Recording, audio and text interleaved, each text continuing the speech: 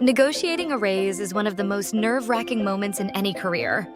It's not just about the money, it's about your sense of worth, your relationship with your manager, and your future at the company.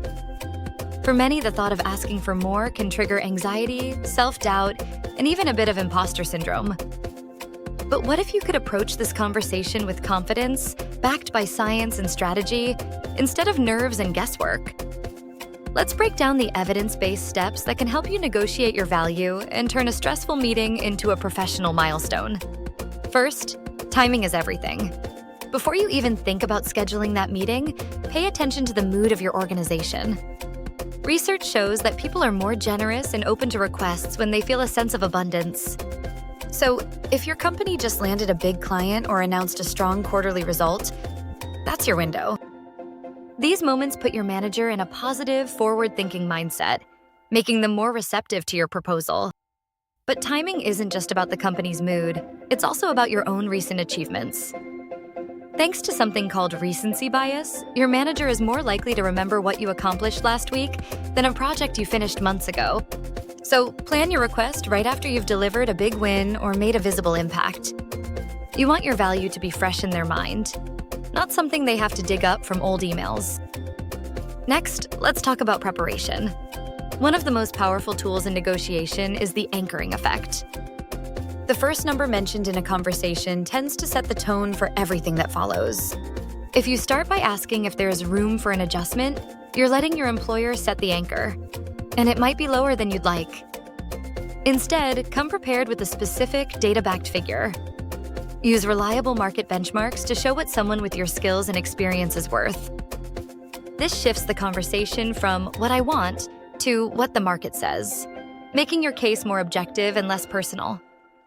Now, how you frame your request matters just as much as the number itself.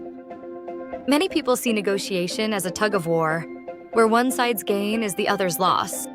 But research shows that the most successful negotiators use a win-win approach. Instead of focusing on your personal needs, highlight how your raise benefits the company. For example, retaining a high-performing employee is far less costly than hiring and training someone new. Or, explain how fair compensation keeps you motivated and focused on delivering results. When you show that your success is tied to the company's success, your request feels less like a demand and more like a smart investment. It's also important to recognize that negotiation isn't the same for everyone.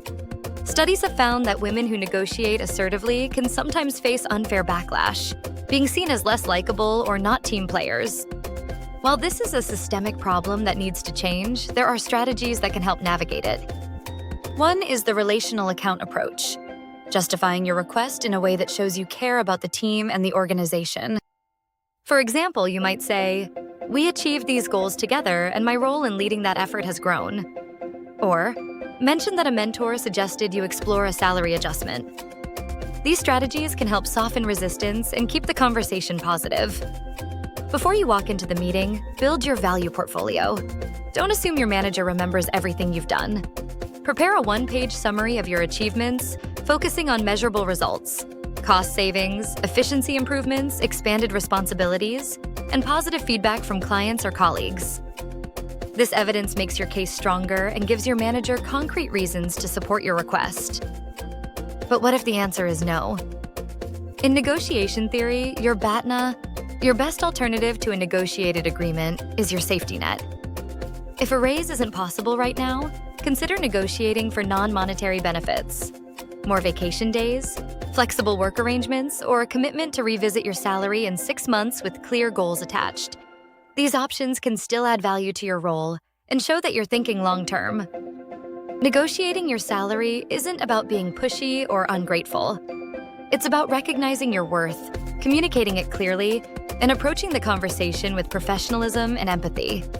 By using evidence, timing, and the right framing, you can turn a daunting task into a demonstration of leadership and maturity. For more practical tips and insights, check out the MyFriendlyBudget channel.